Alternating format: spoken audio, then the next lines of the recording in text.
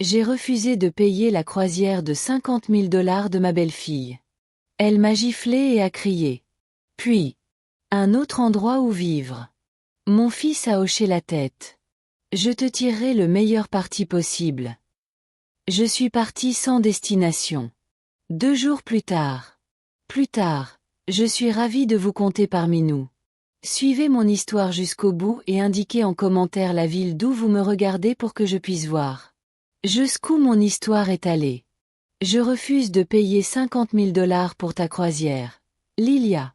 Les mots ont quitté ma bouche doucement, mais ils auraient aussi bien pu être une bombe explosant dans le salon de mon fils David. J'ai vu le visage de ma belle-fille se déformer en quelque chose de laid. Ses doigts parfaitement manucurés agrippaient. La brochure de croisière était tellement serrée qu'elle s'est froissée. Excusez-moi. La voix de Lilia était glaciale. Ce ton qu'elle employait pour rabaisser quelqu'un. Je l'avais entendu d'innombrables fois ces 5 dernières années. Depuis qu'elle a épousé mon fils, j'ai redressé les épaules, cherchant une force que je n'étais plus sûre de posséder. Tu as entendu. Moi. Je ne paierai pas ta croisière d'anniversaire. Le silence qui suivit fut assourdissant. David resta figé sur le canapé. Entre nous, ses yeux allaient et venaient comme s'il regardait un match de tennis, mais je savais de quel côté il était. Choisir. Il choisissait toujours Lilia. Marlène, dit Lilia en se levant lentement, c'est 1,75 mètres. Un cadre imposant me dominait tandis que je restais assis. Je crois que tu as mal compris. Ce n'est pas une demande.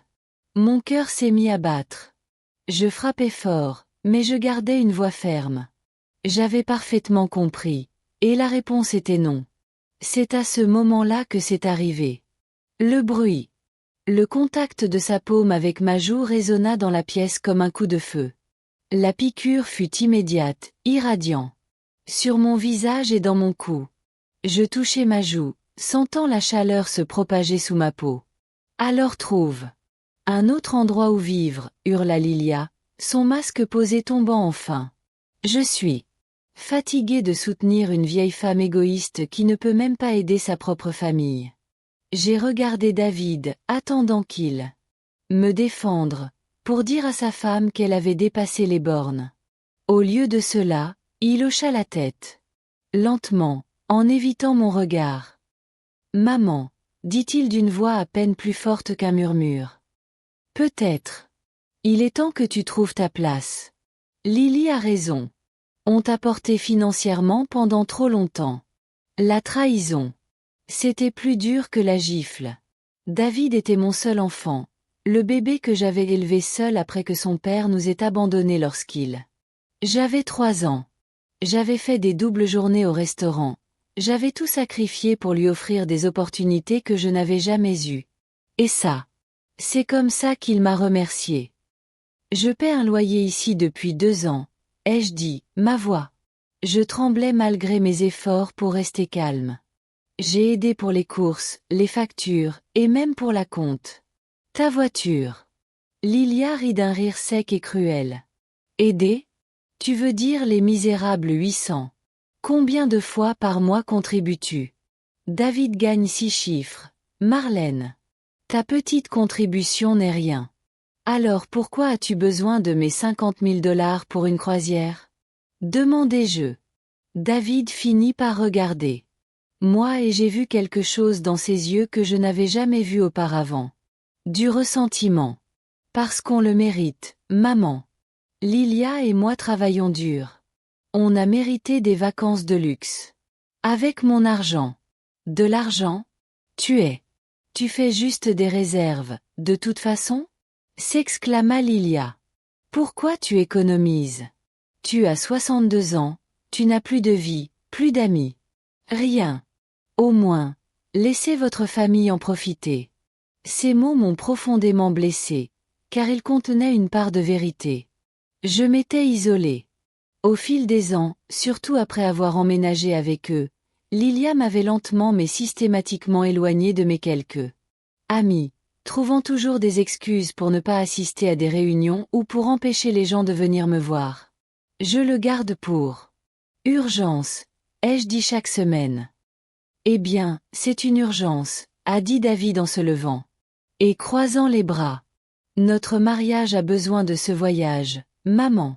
Et si tu ne peux pas le supporter, alors peut-être que tu devrais réévaluer ce que la famille signifie pour vous. J'ai regardé mon fils. Cet homme que j'ai à peine reconnu. Quand était-il devenu si froid? Quand avait-il commencé à me parler comme j'étais un fardeau à la place de sa mère? Je vois, murmurai-je en rassemblant mon sac et en me levant sur des jambes tremblantes. Je vais faire mes bagages.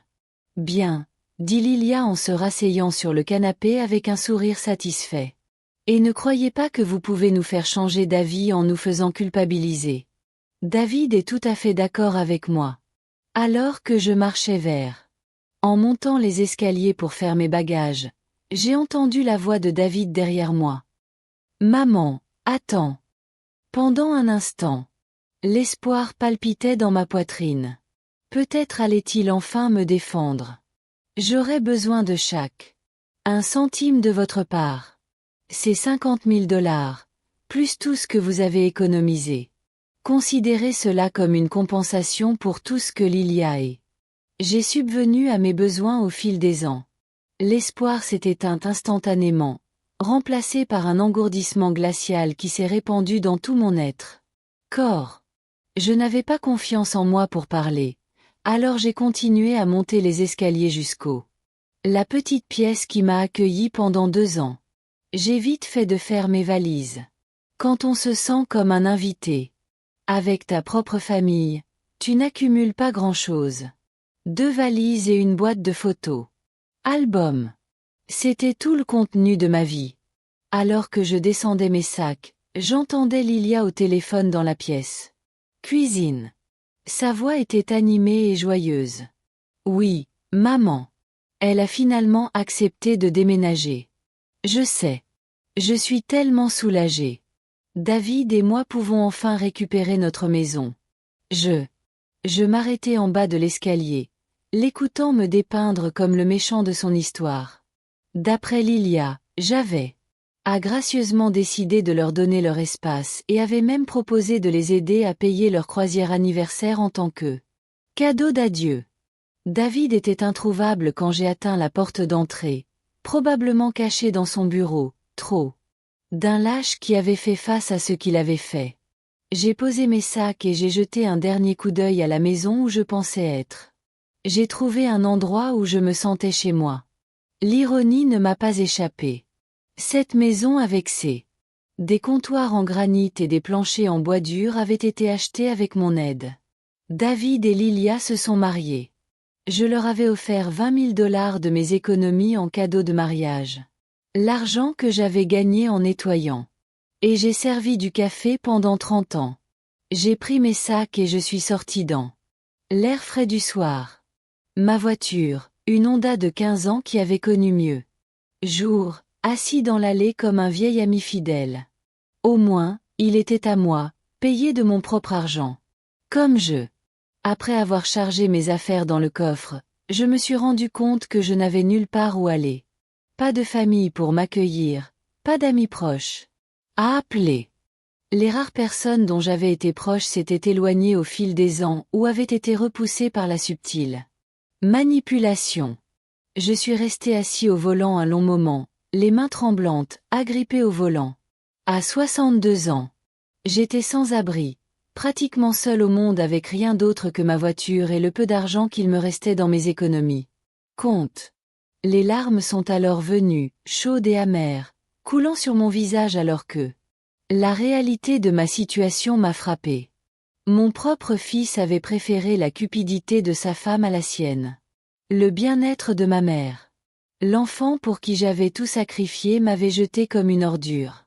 J'ai démarré la voiture et j'ai conduit sans but à travers les banlieues, devant des maisons remplies de familles qui s'aimaient probablement, devant les restaurants où j'avais travaillé, une vie qui semblait soudain appartenir à quelqu'un d'autre. À la tombée de la nuit, je me suis retrouvé sur le parking d'un restaurant ouvert 24h24, à contempler mon reflet dans le rétroviseur. Ma joue gauche était J'étais encore rouge de la gifle de Lilia, et mes yeux étaient gonflés à force de pleurer. Je ressemblais exactement à ce que j'étais, une vieille femme abandonnée. Une femme sans aucun endroit où aller. Mais quelque part au fond d'elle-même, sous la douleur et l'humiliation, quelque chose d'autre se cachait. Émouvant. Au début, cela semblait étrange. Cette petite étincelle de quelque chose qui aurait pu être de la colère. Ou peut-être était-ce juste là.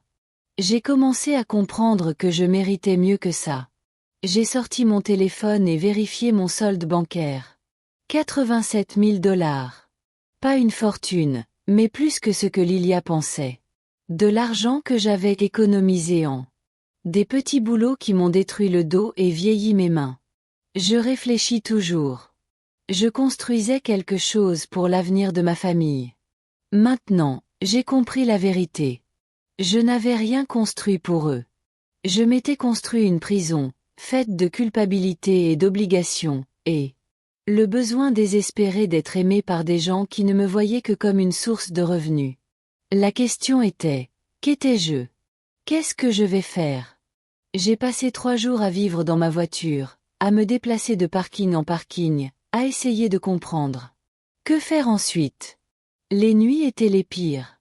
Recroquevillé sur la banquette arrière, à écouter chaque bruit, à sauter sur chaque ombre. Pendant la journée, je roulais sans but, m'arrêtant parfois dans des restaurants pour prendre un café ou un repas bon marché. J'essayais de faire durer mon argent. Le 4e matin, je me retrouvais au port. Je ne savais pas vraiment ce qui m'avait attiré. Là. Peut-être le cri des mouettes au-dessus de nos têtes, ou la façon dont la lumière du matin dansait sur l'eau. Cela me rappelait. Je me suis souvenu d'une époque plus heureuse, quand j'étais jeune et que le monde semblait encore plein de possibilités. Je me suis garé près de la marina. Et marchais le long des planches de bois, respirant l'air salin. D'énormes navires de croisière dominaient les plus petits bateaux, leurs coques blanches étincelant au soleil. Je n'avais jamais fait de croisière, je n'aurais jamais pu m'offrir un tel luxe, mais J'ai toujours imaginé ce que ça ferait de pouvoir simplement naviguer loin de tous mes problèmes. C'est là que je l'ai vu. Il se tenait debout. Sur le pont de l'un des plus grands navires, vêtu d'un uniforme de capitaine blanc impeccable, ses cheveux argentés captant la lumière du matin. Brise. Même après 40 ans, j'aurais reconnu ce profil n'importe où. Sa mâchoire forte, la façon dont il tenait ses épaules, la façon prudente dont il se déplaçait. James Morrison.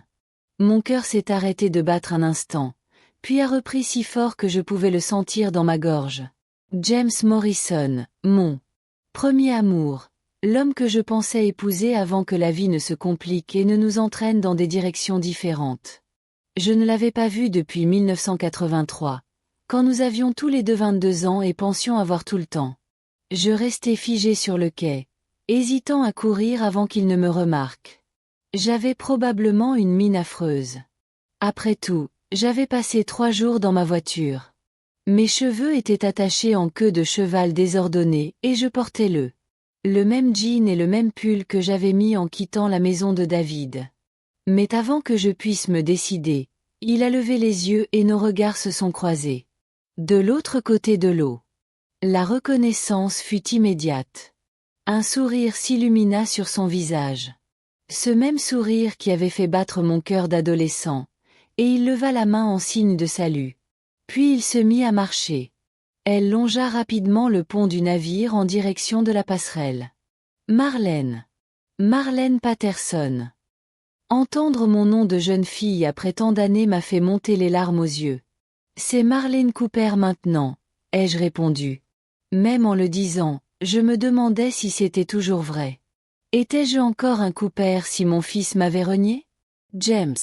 Il descendait l'allée en courant, et je voyais bien que les années lui avaient été favorables. Il était pourtant toujours grand et mince. Ses cheveux étaient devenus complètement argentés, et il y avait des rides autour de ses yeux qui témoignaient d'années passées à plisser les yeux. La lumière du soleil de l'océan. Mon Dieu, dit-il en m'atteignant, s'arrêtant à quelques mètres. Marlène, après toutes ces années. Bonjour, James. Je me suis sentie soudainement timide, comme si j'avais à nouveau 22 ans. Et le voir pour là. C'était la première fois que nous travaillions pour l'été dans une entreprise de fourniture marine. Regarde, dit-il en marquant une pause, son regard s'attardant sur moi. Apparence soignée plutôt que critique. On dirait que vous avez besoin d'une tasse de café et d'un bon repas. J'ai ri, même si ma voix tremblait. C'est évident? J'ai passé 40 ans en mer, ma chérie. Je peux lire la météo dans le visage de cette personne, comme je peux lire les nuages d'orage à l'horizon. Il fit un geste vers son navire. Montez à bord. Allons. Je ne veux pas te rattraper correctement. J'hésitais. Je ne veux pas t'imposer. Tu es probablement occupé et je ne suis pas vraiment habillé pour visite d'un bateau de croisière. Marlelaine, dit-il doucement. Je suis le capitaine. Je peux inviter qui je veux à bord de mon navire. Et là, je veux inviter une vieille amie qui a l'air d'avoir besoin d'eux. Quelqu'un à qui parler. La gentillesse dans sa voix m'a presque brisée. Cela faisait si longtemps que personne ne m'avait parlé avec une chaleur sincère, sans rien attendre en retour. Je le suivis sur la passerelle, émerveillé par la taille du navire. Tu es vraiment un capitaine, dis-je. Tu as toujours dit que tu le serais, mais je n'aurais jamais imaginé. L'étoile de mer, dit-il. Fièrement. 1500 passagers, équipage de 600 personnes. Elle a été. J'habite chez moi depuis 10 ans. Il m'a fait traverser des couloirs dignes d'un hôtel de luxe. Du marbre. Des sols, des lustres en cristal, des œuvres d'art au mur. Nous avons croisé des tables élégantes. Chambres et salons, un théâtre, et même ce qui ressemblait à un petit centre commercial.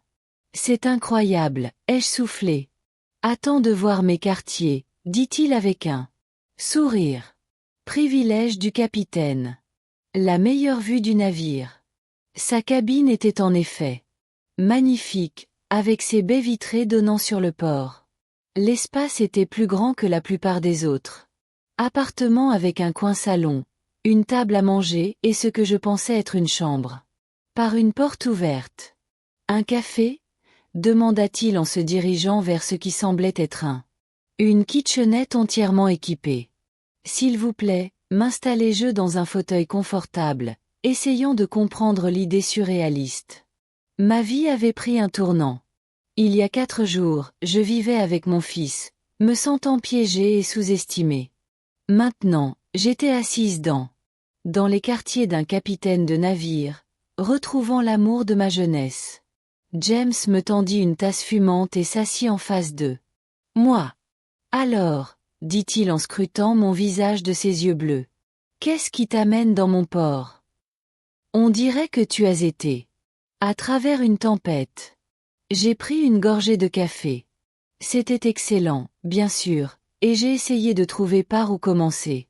C'est longue histoire. J'ai le temps.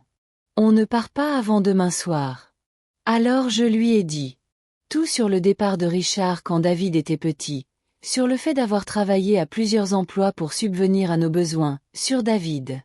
Mon mariage avec Lilia, mon emménagement avec eux et mon intégration progressive dans leur maison. Je lui ai parlé de la croisière. La demande, la gifle, la trahison de David, les 3 nuits passées dans ma voiture. James écoutait. Sans m'interrompre, son expression s'assombrissant à mesure que le récit avançait. Quand j'eus terminé, il posa son café, tasse et se pencha en avant. Laisse-moi bien comprendre, dit-il d'une voix prudente. Contrôlez. Votre fils et sa femme vous ont demandé 50 000 $, et lorsque vous avez refusé, ils vous ont mis à la porte. Maison. Ça sonne pire quand on le dit comme ça. Ça sonne exactement aussi mal que. C'est vrai, Marlène. C'est de la maltraitance envers les personnes âgées. Ces mots m'ont frappé comme un coup dur. Ce n'est pas le cas. Je veux dire, ils vous ont juste exploité financièrement et ont ensuite fait. Tu es devenu sans-abri quand tu as cessé de te conformer. C'est de la maltraitance envers les personnes âgées. James se leva. Je me suis levée et j'ai commencé à faire les 100 pas. Combien d'argent leur as-tu donné au fil des ans? J'y ai réfléchi. Les 20 000 $ pour leur mariage. Aider avec l'acompte de la maison, c'était 15 000 de plus. Loyer mensuel. Service public, épicerie. Probablement 60 000 $ au cours des 2 dernières années. Près de 100 000 $. James dit doucement. Mon Dieu, Marlène, je voulais t'aider. David est mon fils. Tu es sa mère. Ça marche dans les deux sens. James s'arrêta de faire les 100 pas et me regarda. Qu'est-ce que tu vas faire maintenant? Je ne sais pas. Trouver un appartement pas cher quelque part, je suppose. Peut-être trouver un travail. Par contre, dans mon âge. Je haussai les épaules, impuissante. James resta silencieux un long moment, le regard fixé sur le port. Puis il se tourna vers moi avec une expression que je ne parvins pas à déchiffrer. Et si je te disais qu'il y avait une autre option? Que veux-tu dire? Il se rassit, penché en avant, les coudes sur les genoux. Marlène, je ne suis pas. Je suis juste le capitaine de ce navire. Je suis copropriétaire de la compagnie de croisière. Morrison Maritime, vous en avez peut-être entendu parler. J'ai secoué la tête. Je ne connaissais rien aux compagnies de croisière. On a commencé modestement il y a 20 ans. Il y a quelques années, seuls quelques navires effectuaient des traversées dans les Caraïbes. Aujourd'hui, notre flotte compte 12 navires. Nous desservons des itinéraires dans le monde entier et recherchons constamment des personnes expérimentées pour rejoindre notre équipe de direction. James, j'apprécie ce que vous essayez de faire, mais je ne connais rien aux navires de croisière ou aux affaires maritimes, mais vous savez à propos de service client. Vous savez travailler avec des personnes difficiles, gérer des budgets serrés et résoudre des problèmes rapidement. Tu fais ça depuis toujours. Il marqua une pause. Et tu sais ce qu'est le sacrifice, ce qu'est faire passer les autres en premier. Ce sont exactement les qualités dont nous avons besoin pour notre direction. Je les regardai fixement. Tu me proposes un travail? Je te propose un partenariat. Son regard était sérieux. Maintenant. Intention. Morrison Maritime est en pleine expansion. Nous avons besoin d'un superviseur. Un service à la clientèle sur l'ensemble de notre flotte. Une personne qui comprend ce que signifie accueillir et valoriser les passagers. Apprécier. Quelqu'un qui sait ce que c'est que lorsque les gens qui devraient se soucier de vous ne le font pas. L'offre était si inattendue, si généreux que je n'ai pas pu le comprendre au début. James, je n'y arrive pas. Je veux dire, qu'est-ce que j'y connais en gestion d'entreprise? Des affaires? Plus que tu ne le penses. Et tu aurais le meilleur professeur du métier, sourit-il. Moi. J'ai senti quelque chose bouger. Dans ma poitrine. Un sentiment que je n'avais pas éprouvé depuis des années. Un espoir, peut-être, ou une possibilité. Pourquoi? Demandai-je. Pourquoi? Tu veux faire ça pour moi? James resta silencieux un instant, le regard perdu. Te souviens-tu de la dernière fois qu'on s'est vu? Autre chose. La veille de ton départ pour Chicago? Je m'en suis souvenu. J'avais obtenu la bourse. À l'école de commerce, une chance de réussir. James s'était vu offrir son premier poste de junior. Officier sur un cargo. Nous savions tous les deux que nous étions tiraillés dans des directions opposées, mais nous étions trop jeunes pour. Nous nous battions pour ce que nous avions. J'aurais dû te demander en mariage ce soir-là, dit-il doucement. J'aurais dû trouver un moyen. Pour que ça marche. Au lieu de ça, je t'ai laissé partir. Et c'est l'un de mes plus grands regrets. J'ai eu le souffle coupé.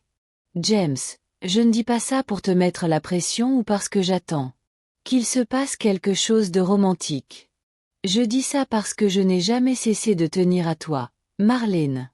Et si je pouvais te donner une chance de recommencer, de construire quelque chose de significatif après ce qu'ils t'ont fait, alors peut-être que je pourrais me rattraper en partie. Ce temps perdu. J'ai posé ma tasse de café, les mains tremblantes. De l'autre côté des fenêtres, le port grouillait d'eux. Activité. Des gens vaquant à leurs occupations, poursuivant leurs rêves, construisant leur avenir. Pendant si longtemps, j'avais eu le sentiment.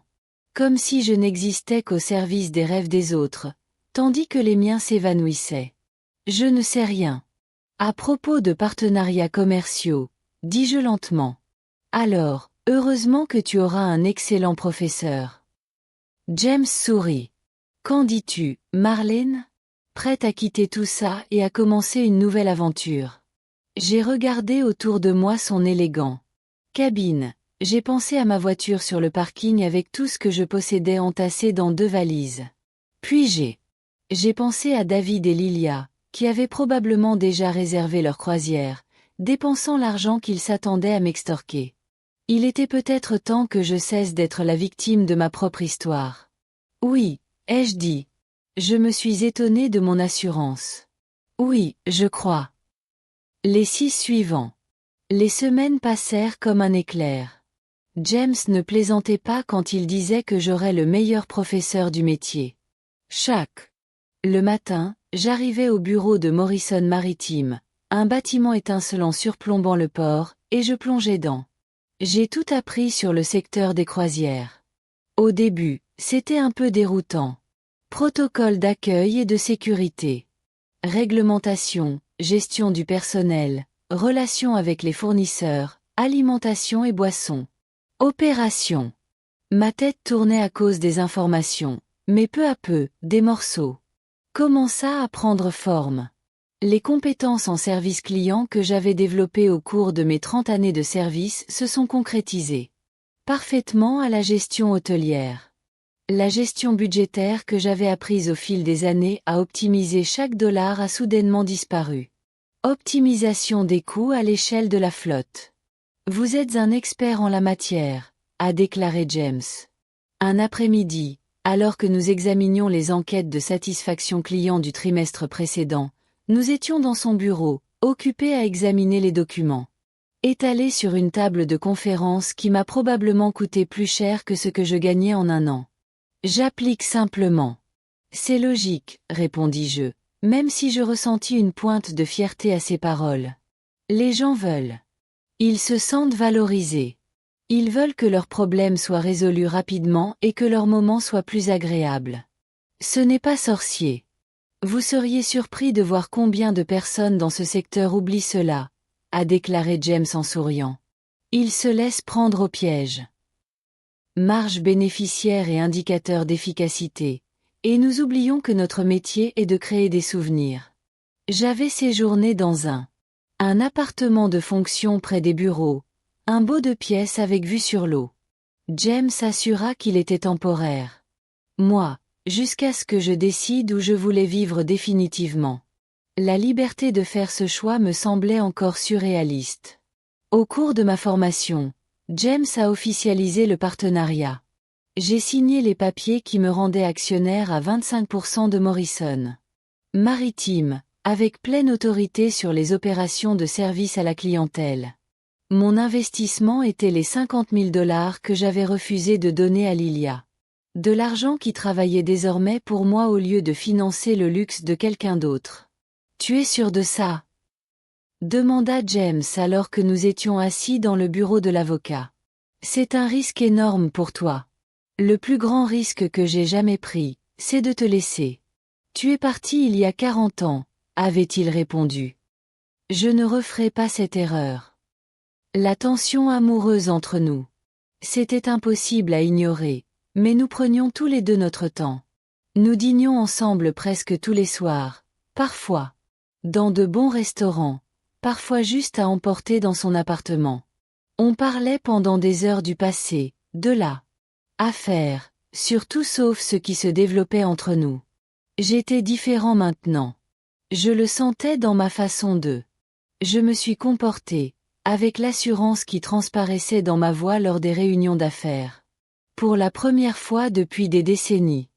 Je ne m'excusais pas de prendre de la place. Je n'étais pas reconnaissant pour les bribes d'attention. J'apportais quelque chose. J'étais précieux, et les gens me respectaient pour cela. La transformation n'était pas seulement interne. James avait insisté pour que je mette à jour mon. J'avais choisi une garde-robe adaptée à mon nouveau poste, et acheter des vêtements professionnels avait été une révélation. J'avais passé tant d'années. En achetant ce qui était le moins cher, ce qui durerait le plus longtemps, j'avais oublié ce que cela faisait de choisir des vêtements qui. Cela me flattait vraiment. J'avais désormais des blazers sur mesure, des robes élégantes, des chaussures. Cela m'a fait me sentir puissante plutôt que pragmatique. Quand je me suis regardée dans le miroir, j'ai vu une femme d'affaires, pas une femme abandonnée. Ma mère vivait d'une aide sociale. Mon téléphone était étrangement silencieux depuis que j'avais quitté la maison de David. Pas d'appel, pas de SMS, pas de tentative. Pour vérifier mon bien-être. Le silence en disait long sur ce qu'il ressentait vraiment pour moi. J'étais hors de vue et hors de portée. Esprit. Exactement comme il l'avait souhaité. Mais je savais que cela ne durerait pas éternellement. L'appel est arrivé un mardi après-midi, alors que je consultais les plannings de notre flotte caribéenne. Le nom de David est apparu sur mon téléphone et je l'ai fixé un long moment avant de répondre. Bonjour, David. Maman, sa voix semblait tendue. Où es-tu, bon sang? J'essaie de te trouver depuis des semaines. Je suis exactement là où tu m'as dit d'être, dis-je calmement. Vivante.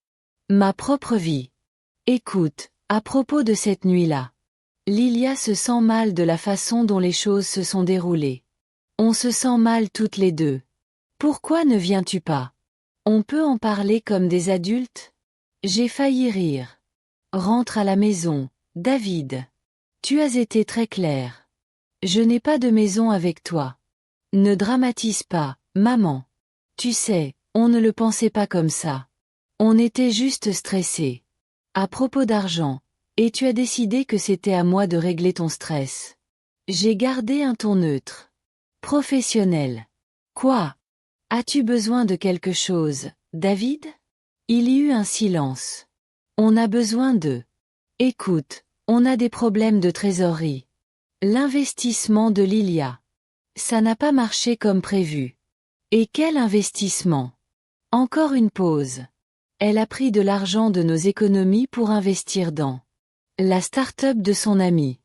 Elle devait être sûre, mais l'entreprise a fait faillite le mois dernier. J'ai fermé les yeux. Combien d'argent? Presque tout, avoua-t-il doucement. 40 000. Et maintenant, on ne peut plus payer le prêt. Et la compagnie de croisière exige le paiement de la réservation. Voilà pourquoi. Ils m'avaient appelé. Non pas parce que je leur manquais. Non pas parce qu'ils regrettaient la façon dont ils m'avaient traité. Ils avaient besoin d'argent. Encore une fois. Je vois. J'ai dit. Et tu pensais que j'allais juste te donner 40 000 $ de plus. Maman, s'il te plaît. On est une famille. Je sais qu'on a fait des bêtises, mais on est désespéré.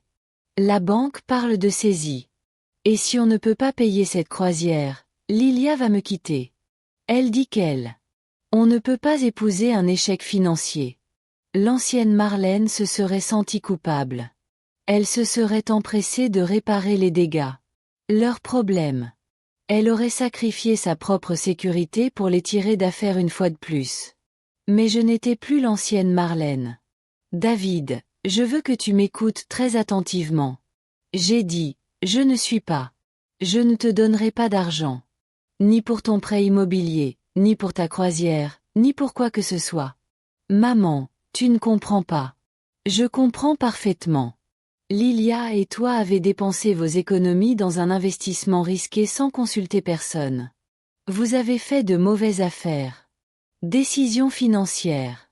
Et maintenant, tu veux que j'en assume les conséquences, mais tu as l'argent. Je sais que tu l'as. Comment je dépense mon argent ne te concerne plus. Je pouvais l'entendre respirer lourdement. À l'autre bout du fil. Tu l'as clairement dit quand tu m'as mis à la porte. On ne t'a pas mis à la porte. On t'a juste mis à la porte. Je t'ai demandé de contribuer davantage au ménage. Tu as exigé 50 000 $, puis tu m'as agressé lorsque j'ai refusé. Ne le fais pas. Réécris l'histoire, David. Un silence s'installa entre nous. Finalement, il reprit la parole, et sa voix était différente. C'est plus dur. D'accord, mais ne venez pas pleurer quand vous serez vieux et malade et que vous aurez besoin de quelqu'un pour prendre soin de vous. Parce que, après ça, tu es seul. La menace a peut-être fonctionné sur l'ancienne Marlène, mais la nouvelle moi s'est contentée de sourire. Je suis déjà seul, David, et je m'en sors très bien. J'ai raccroché avant qu'il puisse répondre. Ce soir-là, James et moi étions. Je dînais dans un petit restaurant italien près du port. Je lui ai parlé de l'appel de David, et il m'a écouté. Avec une expression sombre. Comment te sens-tu? Demanda-t-il tandis que nous partagions une bouteille de vin. Soulagé, en fait. Je dis, surpris par mon honnêteté. Pendant des années, j'ai attendu qu'il apprécie ce que je faisais pour lui. Lui.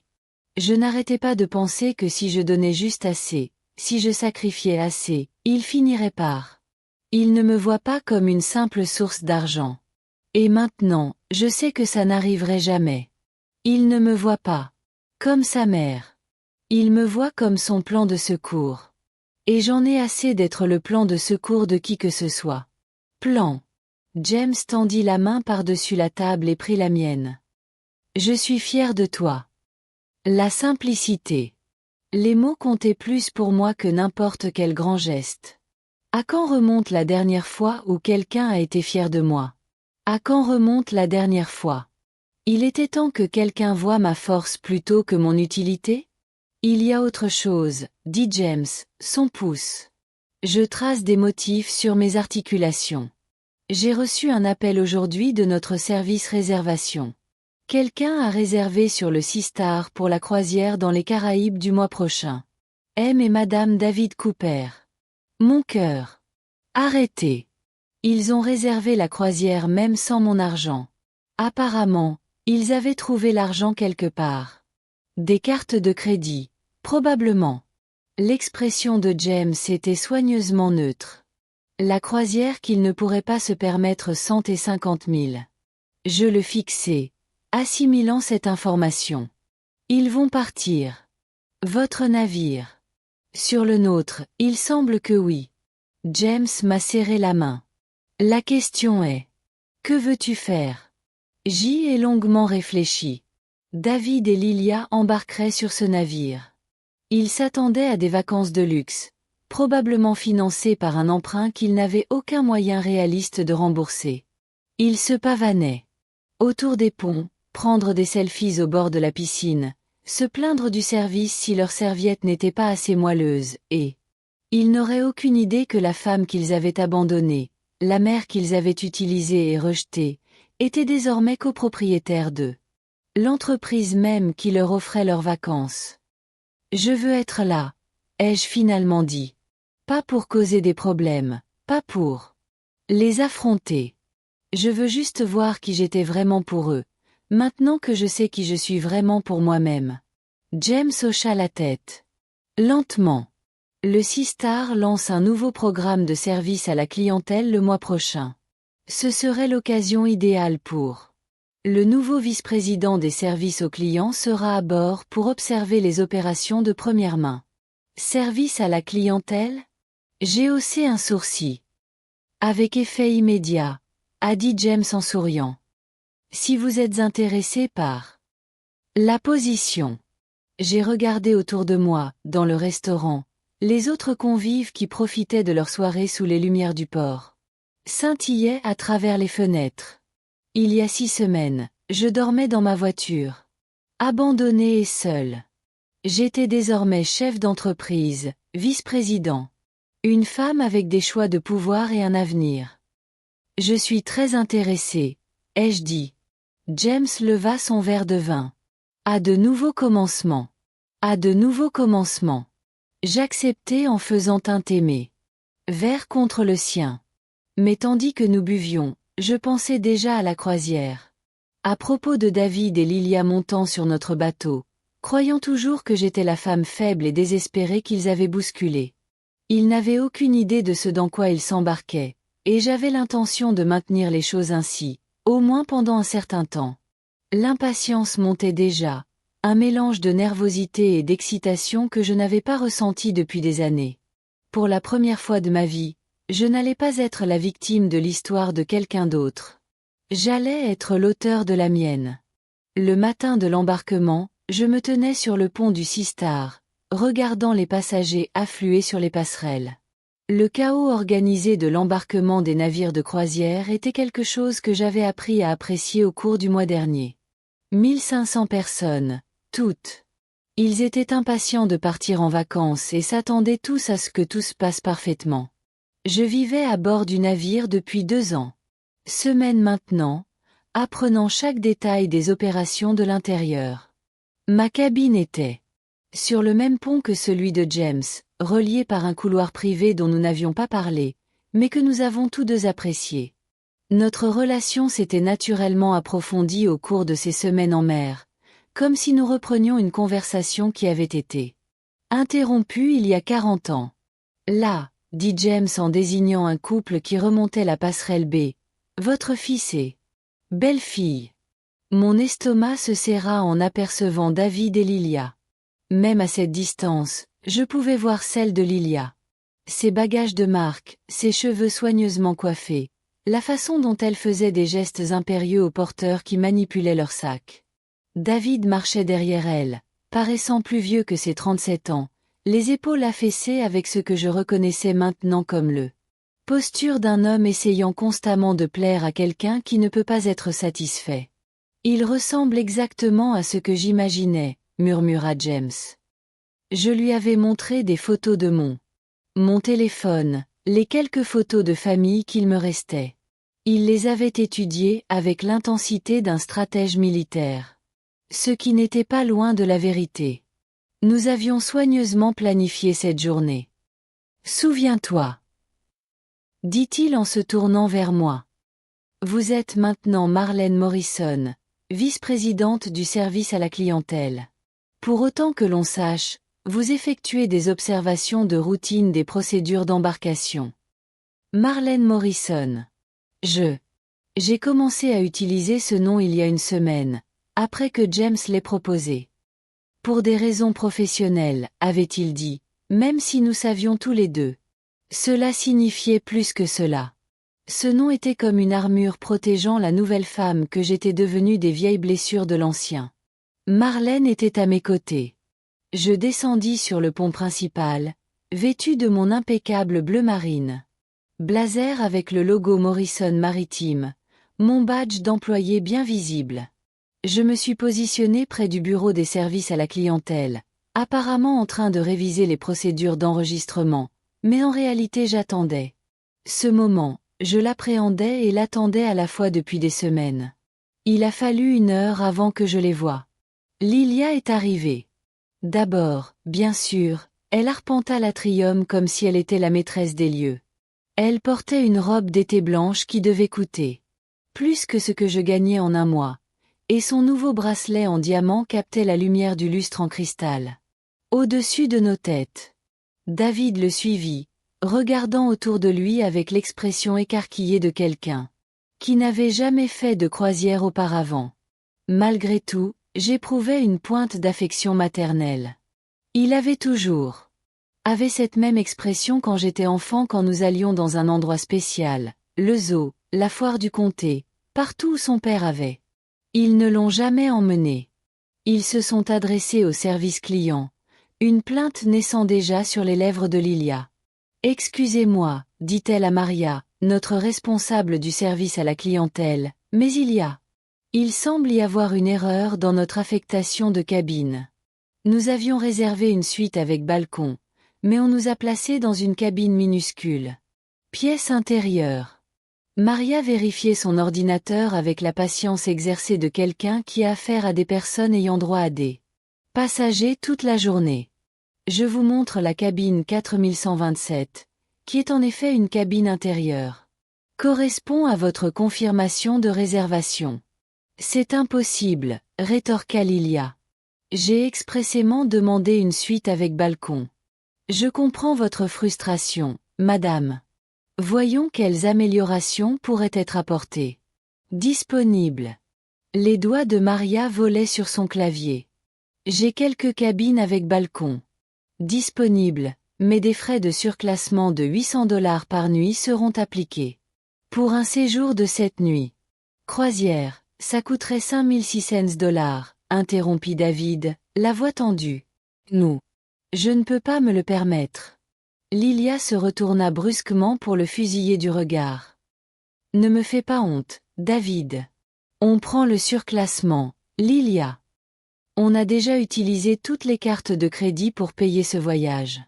On ne peut pas s'en sortir. Elle siffla assez bas. Qu'elle pensait que lui seul pouvait entendre, mais j'étais assez près pour saisir chaque mot. Je ne vais pas passer mon temps. Croisière anniversaire dans un placard sans fenêtre. C'était ma chance. Je m'avançai, mon sourire professionnel en place. Excusez-moi, dis-je en m'approchant. Le bureau. Y a-t-il un problème que je puisse résoudre? Maria parut soulagée de me voir. Madame Morrison, ses clients souhaitent surclasser leur cabine. Lilia s'est tournée vers moi et l'espace d'un instant, j'ai pensé qu'elle pourrait. Me reconnaissait, mais ses yeux me survolaient sans une once de reconnaissance. Elle, je n'étais qu'une employée de service comme les autres. Enfin quelqu'un qui pourrait vraiment être utile, dit Lilia avec un soulagement exagéré. Cette jeune femme semble penser que nous ne pouvons pas nous permettre un simple surclassement de cabine. Je la regardais fixement. Cette femme qui m'avait giflé, jeté dehors et tenté de me voler toutes mes économies. Elle me regardait. Elle attendait avec impatience que je résolve son problème, comme elle l'avait toujours espéré. Je suis Marlène. Madame Morrison, vice-présidente du service clientèle, dis-je en tendant la main. Et vous? Lilia Cooper, dit-elle. Elle me serrait la main avec la mollesse de quelqu'un qui considérait les poignées de main comme indignes d'elle. Et voici mon mari. David. On fête notre anniversaire, et on a vraiment besoin d'une cabane avec balcon. Bien sûr, j'ai dit. En douceur. Voyons voir ce que je peux faire pour vous. Je me suis déplacée derrière le comptoir et j'ai fait semblant de vérifier leur réservation sur le ordinateur. David se tenait légèrement derrière Lilia, et lorsque nos regards se sont croisés, j'ai vu une lueur de quelque chose qui aurait pu. J'ai eu une reconnaissance, mais elle est passée si vite que je n'en étais pas sûre. Je vois le défi, ai-je dit après un moment. La réservation initiale a été effectuée assez récemment. La plupart de nos cabines premium sont donc déjà occupées. Récemment, Lilia. La voix s'éleva. On avait réservé ça il y a des mois. J'inclinai la tête et regardai l'écran. Selon nos archives, cette réservation a été effectuée il y a 6 semaines et payée avec une carte de crédit qui était. J'ai refusé 2 fois avant que le paiement ne soit effectué. Le visage de David est devenu rouge. Il y a eu une erreur de traitement de notre banque. Bien sûr, ai-je dit gentiment. Ce sont des choses qui arrivent. J'ai senti la dynamique de pouvoir dans cette conversation. Et c'était enivrant. Pour la première fois dans ma relation avec ces gens, j'avais toutes les cartes en main. Ils attendaient quelque chose de moi, et moi. Je pouvais choisir de le leur donner ou non. J'avais une option, dis-je. Enfin. Une suite avec balcon vient de se libérer suite à une annulation de dernière minute. Les frais de surclassement seraient offerts en cadeau d'anniversaire par Morrison Maritime. Les yeux de Lilia s'illuminèrent. Vraiment? C'est merveilleux. Il y a une seule condition, ai-je ajouté. La suite bénéficie d'un service de conciergerie dédié, ce qui signifie que vous travaillerez. Suivez-moi directement tout au long de votre croisière pour garantir que tout répond à nos normes les plus strictes. Parfait, Lilia, s'exclama-t-il.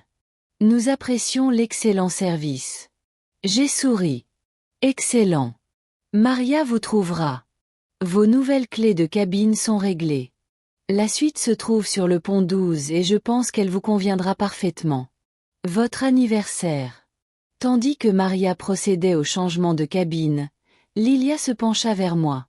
Entre nous, dit-elle. C'est tellement rafraîchissant de travailler avec une direction compétente plutôt qu'avec ses débutants. Employés qui ne comprennent pas le service client. Je comprends parfaitement, dis-je. Un bon service consiste à reconnaître ce que les gens méritent vraiment. 20 minutes plus tard, je les regardais se diriger vers les ascenseurs. Lilia flottait presque de satisfaction d'avoir. Elle a obtenu gain de cause. David s'est retourné une fois, et encore une fois, j'ai perçu une lueur d'espoir dans son expression, mais il a dit rien.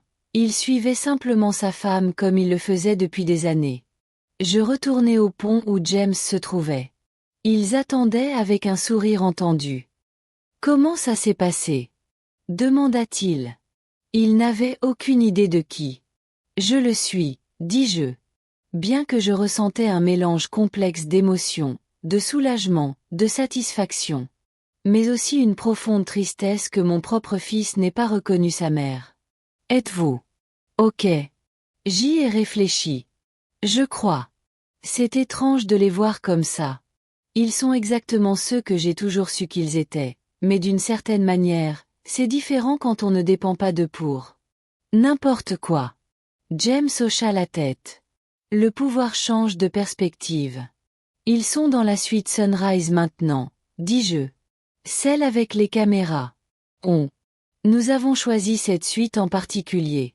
Dans le cadre de notre programme de formation au service à la clientèle, plusieurs cabines ont été équipées de caméras discrètes pour surveiller les normes d'entretien et la satisfaction des clients. Tout était parfaitement légal et divulgué dans les petits caractères du contrat de croisière, bien que la plupart des clients n'aient jamais pris la peine de le lire. Et ils ont un service de conciergerie dédié, ai-je ajouté, avec vous comme concierge. Avec moi comme concierge, j'ai regardé le port où embarquaient les derniers passagers. Ils recevront exactement le niveau de service qu'ils méritent.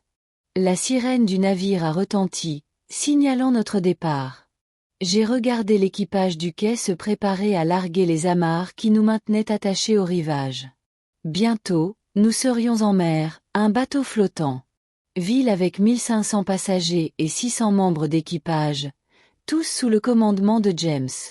Et, quelque part en dessous de nous, dans leur suite surclassée, David et Lilia étaient probablement déjà en train de commander le service en chambre et planifiant leur divertissement du soir, ignorant complètement que la femme qu'ils avaient rejetée contrôlait désormais tout aspect de leurs vacances. L'ancienne Marlène se serait sentie coupable de la tromperie. L'ancienne Marlène. Elle se serait immédiatement révélée. Elle aurait tenté de se réconcilier, se serait pliée en quatre pour les rendre heureux. Mais je n'étais plus l'ancienne Marlène. J'étais Marlène Morrison, vice-présidente du service à la clientèle, copropriétaire de ce navire et de ce entreprise, partenaire d'un homme qui m'appréciait pour ce que j'étais plutôt que pour ce que je pouvais apporter. Demain soir, c'était la cérémonie de bienvenue. À bord, James présentait traditionnellement les membres clés du personnel aux passagers. C'était l'occasion pour chacun. Rencontrer les personnes qui prendraient soin d'eux pendant leur croisière. J'attendais cela avec impatience. Introduction. Penny, merci pour tes pensées, dit James en se déplaçant pour se tenir à côté de moi. Les fenêtres du pont. Je pense à demain soir, dis-je. À ce moment précis. Quand ils comprendront qui je suis vraiment. Et qu'est-ce que ça te fait? J'ai sérieusement réfléchi à la question. Libre. J'ai dit enfin. Pour la première fois de ma vie, complètement libre. L'étoile de mer s'éloigna du quai, nous emportant tous vers ce qui nous attendait en pleine mer. Mais je n'avais plus peur de l'incertitude. J'avais appris que parfois, l'inconnu était exactement là où il fallait être. Derrière nous, le port grandissait. De plus en plus petit, jusqu'à n'être plus qu'un souvenir à l'horizon. 7 jours en mer nous attendaient. 7 jours où David et Lilia découvriraient peu à peu que leurs actes avaient des conséquences qu'ils n'avaient jamais imaginées. Je n'avais pas prévu vengeance. Je comptais simplement leur faire vivre la même réalité que celle dans laquelle je vivais depuis des années. Un monde où Il fallait gagner le respect plutôt que l'exiger. Là où votre valeur se mesurait à votre caractère plutôt qu'à votre correspondance. La croisière s'annonçait intéressante. Les 3 premiers jours se sont déroulés avec une grande prudence. Danse chorégraphiée. En tant que concierge attitré, j'ai suivi David et Lilia dans leurs moindres mouvements tout en gardant mon distance professionnelle. Ils m'ont traité exactement comme je l'espérais, comme un employé dont l'unique raison d'être était de remplir ses fonctions. Exigence. Marlène, disait Lilia en claquant des doigts quand elle voulait mon attention. Les serviettes de notre salle de bain ne sont pas assez moelleuses. Réparez-les. Bien sûr. Madame Cooper, je répondrai avec une politesse parfaite. Je vais demander au service d'entretien de s'en occuper immédiatement. David. Il a reconnu ma présence, ce qui n'aurait pas dû me surprendre, mais m'a quand même blessé. C'était l'enfant que j'avais élevé. Seul. Le garçon pour qui j'avais travaillé 3 emplois pour subvenir à mes besoins. Et il me regardait comme si je étais invisible. Grâce au système de surveillance discret, James et moi observions leur vie privée. Moment. Les combats étaient constants et brutaux. Lilia réprimandait David pour tout, ses vêtements, sa conversation, son incapacité à lui offrir le style de vie qu'elle estimait mériter. Je n'arrive pas à croire que j'ai épousé un tel perdant, dit-elle le 2e soir, sa voix aiguë de mépris alors qu'il s'habillait pour dîner. Ta mère avait raison sur un point. Tu es décevant. David. J'ai tressailli à ces mots. Lilia, s'il te plaît. On est censé fêter notre anniversaire. Fêter quoi?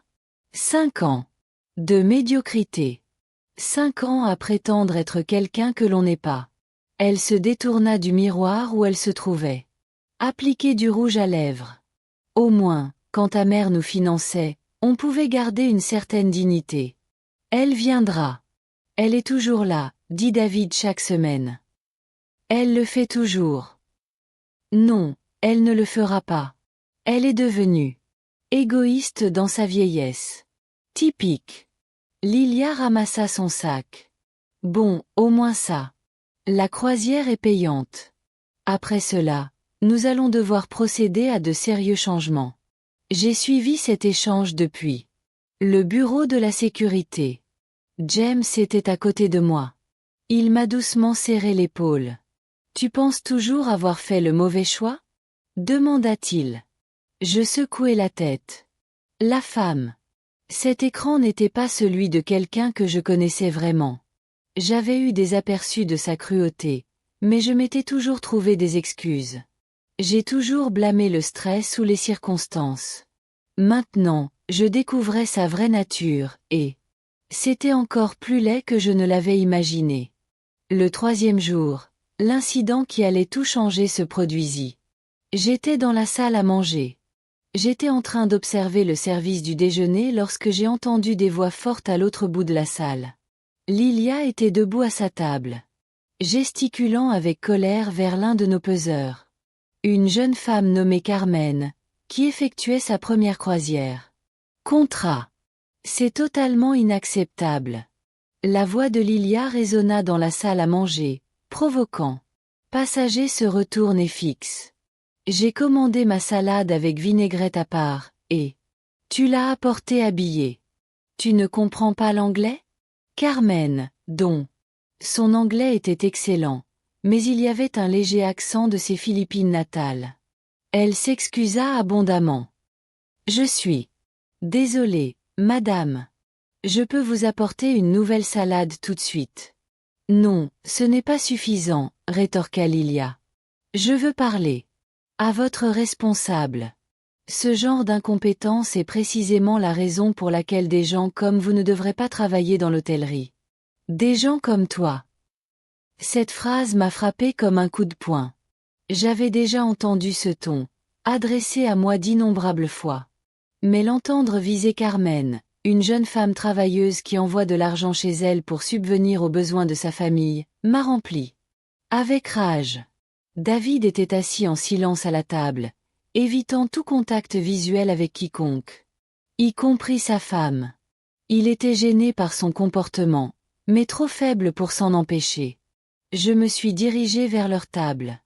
Un sourire professionnel, figé malgré la fureur qui me brûlait la poitrine. Il y a un problème? Demandai-je. Agréablement. Lilia se retourna, le soulagement inondant son visage quand elle me vit. Marlène, Dieu merci, cette serveuse a complètement gâché ma commande et ensuite a eu l'audace de me contredire. J'ai regardé Carmen, au bord des larmes, puis Lilia. J'en suis sûre. C'était juste un simple malentendu. Ces choses-là arrivent. Non, elles n'arrivent pas lorsque le personnel est correctement formé. Lilia rétorqua. Je veux qu'elle soit virée. Le silence s'était installé dans la salle à manger. D'autres passagers regardaient la scène se dérouler, certains avec désapprobation face au comportement de Lilia, d'autres avec le malaise. La fascination qu'éprouvent les gens pour l'humiliation publique. Madame Cooper, dis-je d'une voix toujours parfaitement professionnelle. Je comprends que tu sois contrariée. Pourquoi ne pas sortir et en discuter en privé? Non, je veux que ça soit réglé. Ici et maintenant. Cette fille ne mérite pas de travailler sur ce navire. Carmen me regarda d'un air suppliant. Je savais. Son histoire. Elle avait 23 ans et subvenait aux besoins de ses parents et de ses 2 jeunes frères et sœurs restés au pays. Ce travail était tout pour elle. En fait, dis-je d'une voix légèrement aigre. Carmen est l'une de nos meilleures membres du personnel. Elle a été reconnue à plusieurs reprises pour l'excellence de son service à la clientèle. Les yeux de Lilia se plissèrent. Êtes-vous? Tu me contredis? Je donne des informations exactes sur notre personnel. J'ai souri, mais il y avait de l'acier dans mon sourire. Peut-être. La confusion est née d'un malentendu concernant votre commande. Il n'y a pas eu de malentendu. Vous êtes incompétent et manifestement trop inexpérimenté pour reconnaître un service médiocre. L'insulte était visiblement perceptible. L'air circulait entre nous dans la salle à manger. Je voyais les autres passagers s'agiter, mal à l'aise. C'était le moment où je préparais ce moment depuis 3 jours. Le moment où la vraie nature de Lilia serait révélée au grand jour. Je vous assure, Madame Cooper, que j'ai une vaste expérience du service à la clientèle, dis-je doucement. Plus que vous ne pourriez en avoir. Je me rendis compte. Quelque chose dans mon ton avait dû transpercer sa fureur moralisatrice, car elle marqua une pause, observant mon visage. Plus attentivement que depuis son embarquement. Je te connais bien, non? Demanda-t-elle lentement. David. J'ai levé les yeux pour la première fois depuis le début de la dispute. Son regard a croisé le mien, et ils virent la reconnaissance poindre en eux comme un lever de soleil. Son visage devint blanc. Maman, dit-il. Murmura-t-il. Le mot tomba dans le silence de la salle à manger comme une pierre dans une eau calme. Lilia se retourna pour observer. À David, puis à moi, sa bouche s'ouvrant et se fermant sans un bruit. Bonjour, David, dis-je calmement. Bonjour. Lilia. Le visage de Lilia passait par une douzaine d'émotions. Le choc, la confusion, la colère. Et finalement l'humiliation lorsqu'elle réalisa que tout le monde dans la salle à manger avait entendu David m'appeler maman. Toi. Elle. Elle a commencé puis s'est arrêtée, son cerveau peinant visiblement à assimiler la situation. Tu es censé être sans abri. Démuni, vous suppliant de me reprendre. J'ai fini pour elle. J'étais là depuis environ 4 jours. Puis j'ai trouvé mieux. David me fixait comme si j'étais un fantôme. Comment vas-tu ici? Comment vas-tu? Ce navire? Je travaille ici, dis-je simplement. En fait, j'en possède une partie. Cette déclaration les frappa comme un coup de poing. Lilia recula en titubant, la main tendue vers le dossier de sa chaise. Pour obtenir du soutien. C'est impossible, souffla-t-elle. Vraiment? J'ai regardé autour de moi. Salle à manger aux passagers qui fixaient maintenant ouvertement Carmen, qui l'observait avec de grands yeux. Mesdames et messieurs, Veuillez m'excuser pour la perturbation de votre repas. La dynamique familiale peut parfois être complexe. Je me suis retournée vers Lilia, qui me regardait toujours bouche bée comme un poisson hors de l'eau. Quant à ta plainte concernant le service, je ne manquerai pas de noter dans votre dossier que vous avez tenté de faire licencier l'un de nos meilleurs membres du personnel pour vous avoir amené exactement ce que vous avez commandé. Carmen, merci pour votre patience. Carmen hocha la tête, regardant toujours perplexe, mais soulagée de ne pas avoir d'ennui. J'ai continué en regardant David et Lilia. Je crois que tu étais. Profitez bien de votre croisière anniversaire. Ne me laissez pas vous interrompre. Nous aurons tout le temps de nous rattraper plus tard. J'ai commencé à m'éloigner, mais la voix de Lilia m'a arrêté. Attends. Sa voix était aiguë, pleine de panique. Tu ne peux pas. Il faut parler. Je me retournai, l'air poliment interrogateur. À propos de quoi? À propos de tout. À propos de ce qui s'est passé? À propos du malentendu. Il n'y a pas eu de malentendu, Lilia. Tu m'as clairement exprimé tes sentiments. J'ai fait un geste autour de l'élégante salle à manger. Comme tu peux le constater, j'ai déménagé. David a finalement retrouvé sa voix. Maman, s'il te plaît. Pouvons-nous aller dans un endroit privé et parler? Pendant un instant, en regardant le visage pâle et désespéré de mon fils, j'ai ressenti cette vieille envie de le réconforter, de faire. Tout allait bien. Mais cette impulsion était plus faible maintenant, tempérée par la conscience. Ce qu'il demandait vraiment. On aura le temps de parler demain soir, ai-je dit lors de l'émission de Bienvenue. Je serai là. Avec les autres cadres supérieurs. Les conséquences de cette déclaration les ont tous deux frappés simultanément. Le visage de Lilia devint gris cendré lorsqu'elle réalisa que je ne serais pas simplement présentée comme membre du personnel, je serais présentée en copropriété. Oh mon Dieu, murmura David. Que avons-nous fait? J'ai regardé. Je l'ai regardé pendant un long moment. Cet homme qui m'avait jeté hors de chez lui, qui avait préféré la cruauté de sa femme à la sienne. L'amour maternel, qui ne me voyait que comme une source de revenus. Tu as eu exactement ce que tu voulais, ai-je dit. Dis doucement. Une vie sans moi. Puis je m'éloignai, les laissant assis, dans leur luxueuse salle à manger, entourés des murmures des autres passagers qui avaient assisté à leur humiliation publique. En revenant vers les espaces réservés au personnel, je me suis senti plus léger que jamais. Le secret était dévoilé. Les faux-semblants étaient terminés. Demain soir, quand James m'a présenté tout le navire comme étant son partenaire d'affaires et la femme qu'il aimait, David et Lélia comprendraient toute l'ampleur de ce qu'ils avaient perdu. Mais, plus important encore, je serais enfin libéré des dernières chaînes qui me liaient à une famille qui ne m'avait jamais vraiment valorisé. L'ancienne Marlène se serait sentie coupable de leur embarras. La nouvelle Marlène, Marlène Morrison, ne ressentait que douce satisfaction de la justice enfin rendue.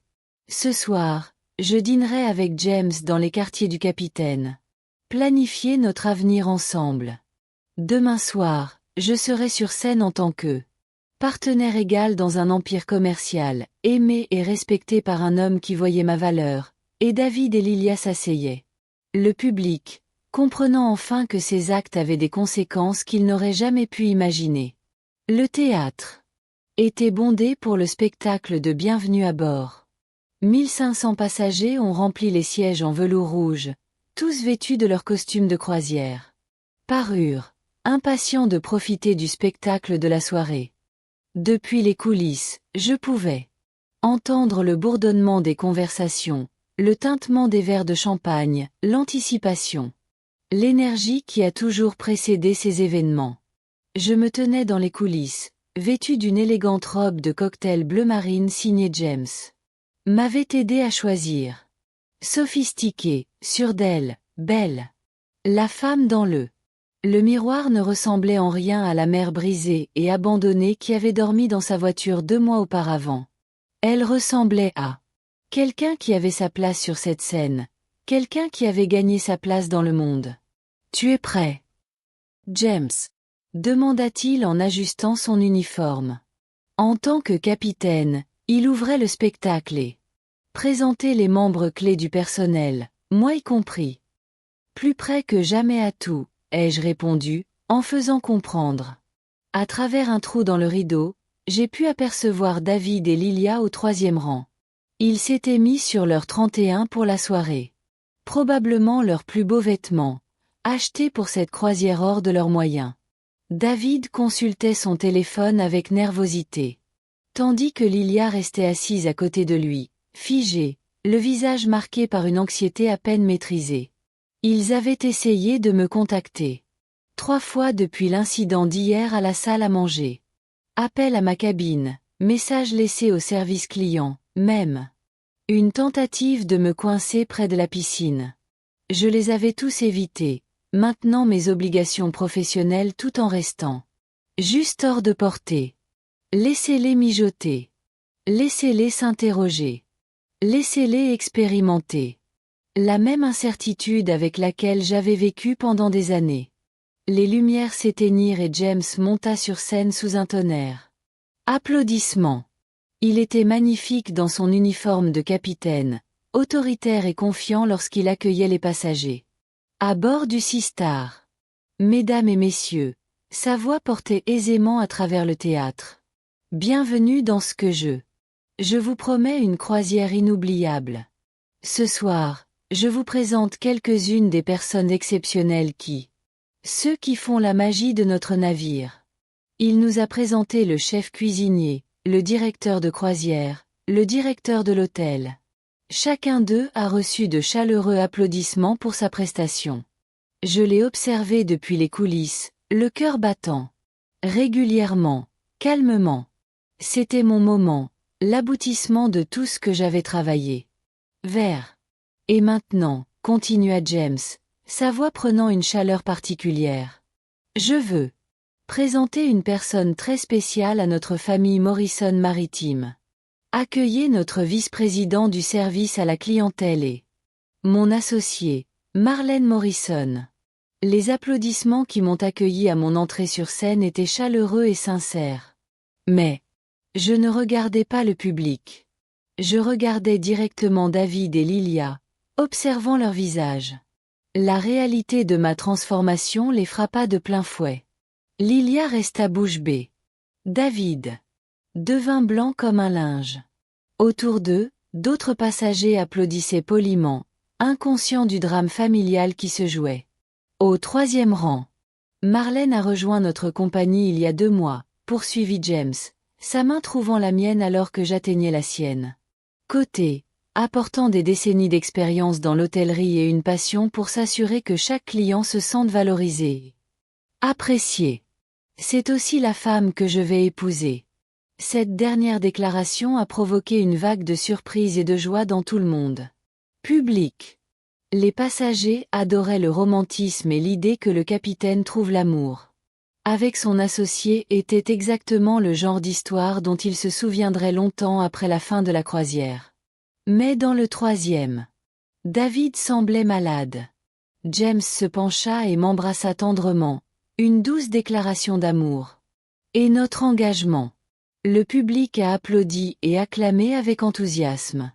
Nous sommes très enthousiastes quant à notre avenir ensemble. J'ai dit au micro, d'une voix claire et forte, tant sur le plan personnel que professionnel. Morrison Maritima. Devenir ma maison. Et je m'engage à faire en sorte que chaque passager ressente le même sentiment d'appartenance et l'appréciation que j'ai trouvée ici. L'ironie de ces mots, prononcés en regardant droit dans les yeux le fils qui avait fait. Moi, sans abri, je n'ai pas été surpris. Après le spectacle, tandis que les passagers se mêlaient dans le hall du théâtre, David et Lilia se dirigèrent vers la scène. Je les regardais approcher, observant leurs mouvements. David, hésitant et incertain. Lilia, avec la démarche déterminée de quelqu'un qui croit encore pouvoir la manipuler. Maman, dit David quand ils arrivèrent à ma hauteur, sa voix à peine perceptible. Audible par-dessus le brouhaha de la foule. Il faut qu'on parle. J'en suis sûre, ai-je répondu. Agréablement. Mais je suis plutôt occupée ce soir. Responsabilité de partenaire commercial. Tu comprends? Lilia. Elle s'est avancée, et je l'ai vue lutter pour trouver la bonne approche. La femme qui m'avait giflé m'a jeté. Sortie, j'ai exigé mon argent et j'ai maintenant été confrontée à la réalité que je détenais tous les pouvoirs. Marlène, dit-elle en essayant d'adopter un ton conciliant. Il y a eu un terrible malentendu. Quand nous avons dit ces choses, nous étions tellement stressés. Quelle chose? Ai-je demandé. Innocemment. Quand tu as exigé 50 000 $, quand tu m'as giflé, quand tu m'as jeté hors de la maison, ou lorsque vous avez essayé de faire licencier une employée de mon équipe hier pour avoir fait son travail correctement. Chaque élément de la liste les frappa comme un coup de poing. Les autres passagers commencèrent à remarquer la tension de la conversation, et Lilia. Il était visiblement conscient de la tension. S'il vous plaît, dit David d'une voix brisée. On pourrait juste aller quelque part? On est en privé et on résout ça? Tu es toujours ma mère. Les mots restèrent en suspens entre nous. Tu es toujours ma mère. Si cela signifiait quelque chose. Comme si le lien qu'il avait si cruellement rompu pouvait être restauré par un simple rappel. Biologie. Vraiment? Demandai-je doucement. Parce que quand tu m'as jeté hors de tu as clairement fait comprendre que je ne faisais plus partie de ta famille. Nous avions tort, dit-il, les larmes aux yeux. Dans ses yeux. Nous avons fait une erreur. Mais vous ne pouvez pas nous couper complètement. Nous sommes famille. J'ai regardé cet homme qui avait été tout mon monde pendant tant d'années. Cet enfant pour lequel j'avais tout sacrifié, et je ressentais une étrange sorte de paix. Son besoin désespéré d'amour et d'approbation avait finalement disparu, remplacé par quelque chose de bien plus précieux, le respect de soi. David. J'ai dit doucement. Pendant 37 ans, je t'ai donné tout ce que j'avais. Mon temps, mon argent, mon énergie, mes rêves. J'ai travaillé jusqu'à l'épuisement pour vous offrir des opportunités. Je n'en avais jamais eu. Et quand tu as rencontré Lilia, je l'ai accueillie dans notre famille. Je l'ai aidée. Vous à votre domicile, vous a soutenu dans vos changements de carrière, à garder vos enfants quand vous en aviez besoin. Un moment seul ensemble. Il hocha la tête, les larmes coulant à flots. Je sais, maman. Je sais. Tu as tant fait pour nous. Et quand j'ai enfin eu besoin de quelque chose de toi, pas d'argent, pas de soutien matériel, juste un minimum. Respect et gentillesse. Tu as préféré ces exigences à ma dignité. J'ai fait un geste vers Lilia, qui était figée. À côté de lui. Tu l'as regardé me frapper et tu n'as rien fait. Tu m'as jeté hors de chez toi et menacé de me prendre tout ce que j'avais. Et t'es parti. Je suis désolé, murmura-t-il. Je suis tellement désolé. Je ne sais pas ce que j'étais. Tu pensais exactement à ce que tu penses toujours, dis-je d'une voix douce mais ferme. Tu pensais. Vous réfléchissiez à ce qui était le plus simple pour vous, à ce qui créerait le moins de conflits avec votre femme. Vous ne pensiez pas à propos de moi du tout. Lilia a finalement retrouvé sa voix. Écoute, on a tous dit des choses cons. Je ne voulais pas dire, mais nous sommes une famille. Les familles se pardonnent. Je me suis retournée pour regarder. Elle. Cette femme qui m'avait systématiquement isolée de mon fils, qui m'avait vue comme rien de plus qu'un distributeur automatique pratique. Lilia, dis-je, tu n'as jamais envisagé ma famille. Vous m'avez toléré quand j'étais utile et rejeté quand je ne l'étais pas. Ce n'est pas ce que fait la famille. Mais l'argent, commença-t-elle, et alors? Vous avez tellement, et nous, on a du mal à joindre les deux bouts. La maison, les dettes, on pourrait les perdre. Tout. J'ai hoché la tête pensivement. Tu as raison. Tu pourrais tout perdre. En fait, tu le feras probablement. Mauvais. Les décisions financières ont souvent des conséquences. La franchise de ma réponse le montre clairement. L'avait choquée. Elle s'attendait à ce que je m'adoucisse, que je propose mon aide, que je retombe dans mon ancienne habitude de les sauver de leur propre choix. Tu nous ferais vraiment perdre notre maison, demanda David d'une voix. Je me suis senti vide d'incrédulité. Je ne te laisse rien faire, ai-je répondu. Ta situation financière est le résultat de vos propres décisions. L'investissement raté de Lilia, votre refus de vivre selon vos moyens, votre supposition que je serai toujours là pour te tirer d'affaire. Plus rien de tout ça n'est de ma responsabilité. James apparut à mes côtés, ayant terminé son tâche post-spectacle. Il a immédiatement assimilé la scène, les larmes, la tension. Des expressions désespérées se lisaient sur les visages de David et Lilia. Tout va bien ici? Demanda-t-il, les bras glissants autour de ma taille, pour me protéger. Je disais juste que je rattrapais mon fils et ma belle-fille. Ils étaient justes. Nous ne partions pas. Lilia commença, mais je la coupai. Si, tu partais. Ceci. La conversation est terminée. David m'a regardé une dernière fois, le regard suppliant. Maman. S'il te plaît. Je ferai tout ce que tu veux. Je quitterai Lilia si c'est ce que tu veux. Je me mettrai à genoux et je te supplierai. S'il te plaît, ne le fais pas. Il m'a abandonné. Sa proposition de quitter Lilia était clairement désespérée et creuse. Il ne la mettrait jamais à exécution. Et nous le savions tous. Mais, même s'il l'avait fait, il était trop tard. Le mal était fait. La relation était irrémédiablement brisée. David, ai-je dit. J'éprouve une étrange pitié pour lui. Je ne t'abandonne pas. Tu m'as abandonné il y a 2 mois, quand tu m'as mise à la porte. Ta maison. J'accepte simplement la réalité que tu as créée. Mais tu es riche maintenant.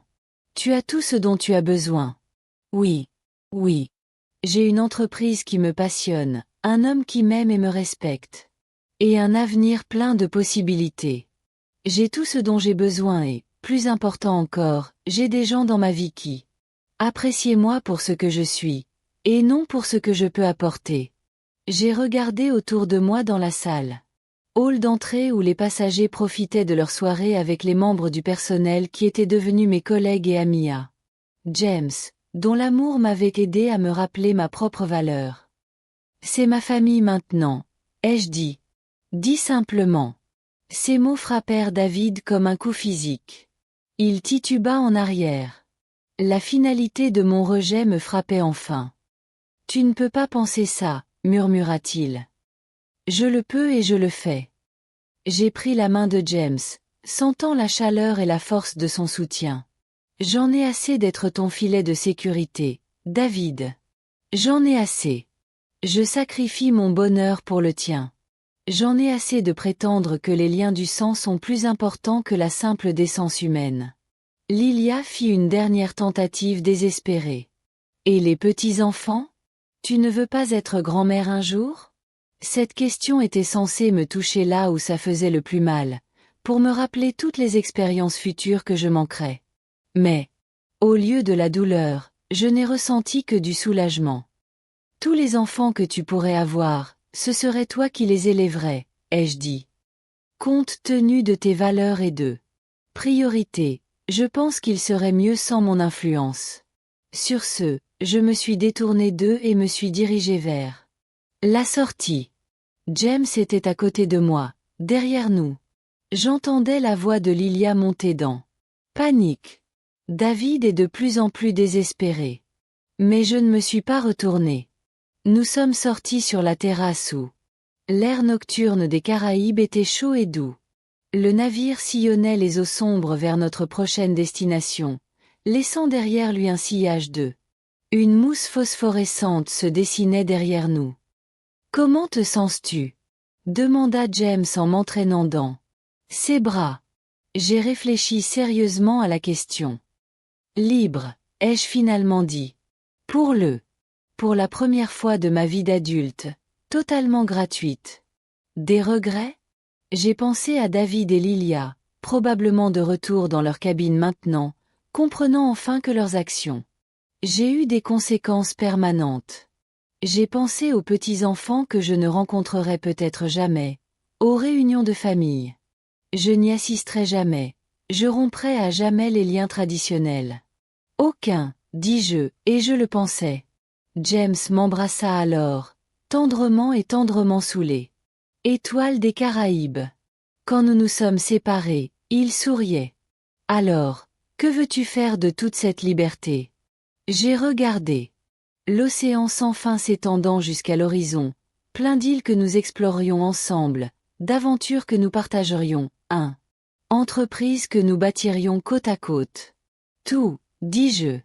Je veux faire. Tout. Le lendemain matin, David et Lilia débarquaient à notre premier port d'escale. Ils n'ont pas terminé la croisière, n'ont pas profité des vacances qu'ils s'étaient ruinées. Au lieu de cela, ils ont pris l'avion. Rentrés chez eux pour faire face à leurs dettes croissantes et à leur mariage moribond sans le filet de sécurité qu'ils avaient tenu pour acquis pendant si longtemps. Ils regardaient leur canot les ramener à terre depuis le pont du capitaine, ne ressentant rien d'autre qu'un sentiment paisible de clôture. L'ancienne Marlène se serait sentie coupable, aurait couru après eux avec des excuses et un chéquier à la main. Mais je n'étais plus l'ancienne Marlène. J'étais Marlène Morrison, chef d'entreprise. Une compagne bien-aimée, une femme de valeur et de dignité. J'étais exactement celle que je voulais être. L'étoile de mer a navigué sans eux, m'emportant vers un avenir que je choisis pour moi-même, entouré de personnes qui m'appréciaient pour ce que j'étais plutôt que ce que je pouvais apporter. À 62 ans, ma vraie vie commençait enfin. Maintenant, je suis curieux de savoir qui vous écoutez mon histoire. Que feriez-vous à ma place? Avez-vous déjà vécu cette expérience? Quelque chose de similaire? Laissez un commentaire ci-dessous. En attendant, je pars en finale. Je vous propose 2 autres histoires qui sont très populaires auprès de la chaîne et qui vous surprendront à coup sûr.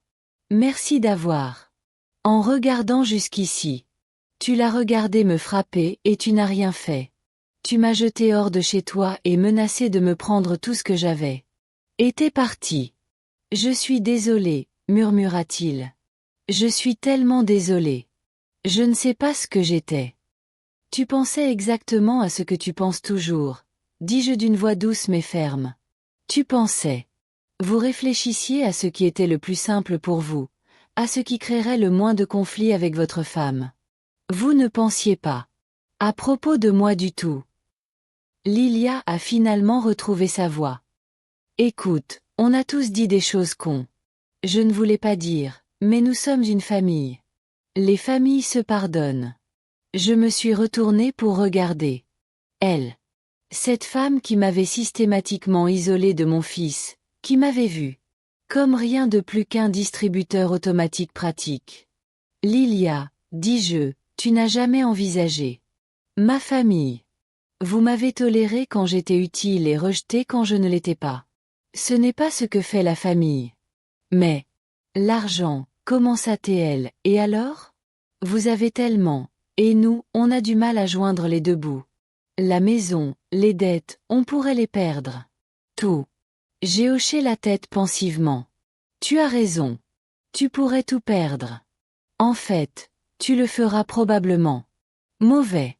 Les décisions financières ont souvent des conséquences. La franchise de ma réponse le montre clairement. L'avait choquée. Elle s'attendait à ce que je m'adoucisse, que je propose mon aide, que je retombe dans mon ancienne habitude de les sauver de leur propre choix. Tu nous ferais vraiment perdre notre maison, demanda David d'une voix. Je me suis senti vide d'incrédulité. Je ne te laisse rien faire, ai-je répondu. Ta situation financière est le résultat de vos propres décisions. L'investissement raté de Lilia, votre refus de vivre selon vos moyens, votre supposition que je serai toujours là pour te tirer d'affaire. Plus rien de tout ça n'est de ma responsabilité. James apparut à mes côtés, ayant terminé son tâche post-spectacle. Il a immédiatement assimilé la scène, les larmes, la tension. Des expressions désespérées se lisaient sur les visages de David et Lilia. « Tout va bien ici ?» demanda-t-il, les bras glissants autour de ma taille, pour me protéger. Je disais juste que je rattrapais mon fils et ma belle-fille. Ils étaient justes. Nous ne partions pas. Lilia commença, mais je la coupai. Si, tu partais. Ceci. La conversation est terminée. David m'a regardé une dernière fois, le regard suppliant. Maman. S'il te plaît. Je ferai tout ce que tu veux. Je quitterai Lilia si c'est ce que tu veux. Je me mettrai à genoux et je te supplierai. S'il te plaît, ne le fais pas. Il m'a abandonné. Sa proposition de quitter Lilia était clairement désespérée et creuse. Il ne la mettrait jamais à exécution. Et nous le savions tous. Mais, même s'il l'avait fait, il était trop tard. Le mal était fait. La relation était irrémédiablement brisée. David, ai-je dit. J'éprouve une étrange pitié pour lui. Je ne t'abandonne pas. Tu m'as abandonné il y a 2 mois, quand tu m'as mise à la porte. Ta maison. J'accepte simplement la réalité que tu as créée. Mais tu es riche maintenant. Tu as tout ce dont tu as besoin. Oui. Oui. J'ai une entreprise qui me passionne, un homme qui m'aime et me respecte. Et un avenir plein de possibilités. J'ai tout ce dont j'ai besoin et, plus important encore, j'ai des gens dans ma vie qui appréciez-moi pour ce que je suis, et non pour ce que je peux apporter. J'ai regardé autour de moi dans la salle. Hall d'entrée où les passagers profitaient de leur soirée avec les membres du personnel qui étaient devenus mes collègues et amis à James, dont l'amour m'avait aidé à me rappeler ma propre valeur. C'est ma famille maintenant, ai-je dit. Dis simplement. Ces mots frappèrent David comme un coup physique. Il tituba en arrière. La finalité de mon rejet me frappait enfin. Tu ne peux pas penser ça, murmura-t-il. Je le peux et je le fais. J'ai pris la main de James, sentant la chaleur et la force de son soutien. J'en ai assez d'être ton filet de sécurité, David. J'en ai assez. Je sacrifie mon bonheur pour le tien. J'en ai assez de prétendre que les liens du sang sont plus importants que la simple décence humaine. Lilia fit une dernière tentative désespérée. Et les petits-enfants? Tu ne veux pas être grand-mère un jour? Cette question était censée me toucher là où ça faisait le plus mal, pour me rappeler toutes les expériences futures que je manquerais. Mais, au lieu de la douleur, je n'ai ressenti que du soulagement. Tous les enfants que tu pourrais avoir, ce serait toi qui les élèverais, ai-je dit. Compte tenu de tes valeurs et de priorités, je pense qu'il serait mieux sans mon influence. Sur ce, je me suis détourné d'eux et me suis dirigé vers la sortie. James était à côté de moi, derrière nous. J'entendais la voix de Lilia monter dans panique. David est de plus en plus désespéré. Mais je ne me suis pas retourné. Nous sommes sortis sur la terrasse où l'air nocturne des Caraïbes était chaud et doux. Le navire sillonnait les eaux sombres vers notre prochaine destination, laissant derrière lui un sillage de une mousse phosphorescente se dessinait derrière nous. « Comment te sens-tu » demanda James en m'entraînant dans ses bras. J'ai réfléchi sérieusement à la question. Libre, ai-je finalement dit. Pour la première fois de ma vie d'adulte, totalement gratuite. Des regrets? J'ai pensé à David et Lilia, probablement de retour dans leur cabine maintenant, comprenant enfin que leurs actions. J'ai eu des conséquences permanentes. J'ai pensé aux petits-enfants que je ne rencontrerai peut-être jamais, aux réunions de famille. Je n'y assisterai jamais, je romprai à jamais les liens traditionnels. Aucun, dis-je, et je le pensais. James m'embrassa alors, tendrement et tendrement saoulé. Étoile des Caraïbes. Quand nous nous sommes séparés, il souriait. Alors, que veux-tu faire de toute cette liberté? J'ai regardé. L'océan sans fin s'étendant jusqu'à l'horizon, plein d'îles que nous explorions ensemble, d'aventures que nous partagerions, entreprises que nous bâtirions côte à côte. Tout, dis-je. Je veux faire tout. Le lendemain matin, David et Lilia débarquaient à notre premier port d'escale. Ils n'ont pas terminé la croisière, n'ont pas profité des vacances qu'ils s'étaient ruinées. Au lieu de cela, ils ont pris l'avion. Rentrés chez eux pour faire face à leurs dettes croissantes et à leur mariage moribond sans le filet de sécurité qu'ils avaient tenu pour acquis pendant si longtemps. Ils regardaient leur canot les ramener à terre depuis le pont du capitaine, ne ressentant rien d'autre qu'un sentiment paisible de clôture. L'ancienne Marlène se serait sentie coupable, aurait couru après eux avec des excuses et un chéquier à la main. Mais je n'étais plus l'ancienne Marlène. J'étais Marlène Morrison, chef d'entreprise. Une compagne bien-aimée, une femme de valeur et de dignité. J'étais exactement celle que je voulais être. L'étoile de mer a navigué sans eux, m'emportant vers un avenir que je choisis pour moi-même, entouré de personnes qui m'appréciaient pour ce que j'étais plutôt que ce que je pouvais apporter. À 62 ans, ma vraie vie commençait enfin. Maintenant, je suis curieux de savoir qui vous écoutez mon histoire. Que feriez-vous à ma place? Avez-vous déjà vécu cette expérience? Quelque chose de similaire? Laissez un commentaire ci-dessous. En attendant, je pars en finale. Je vous propose 2 autres histoires qui sont très populaires auprès de la chaîne et qui vous surprendront à coup sûr. Merci d'avoir en regardant jusqu'ici.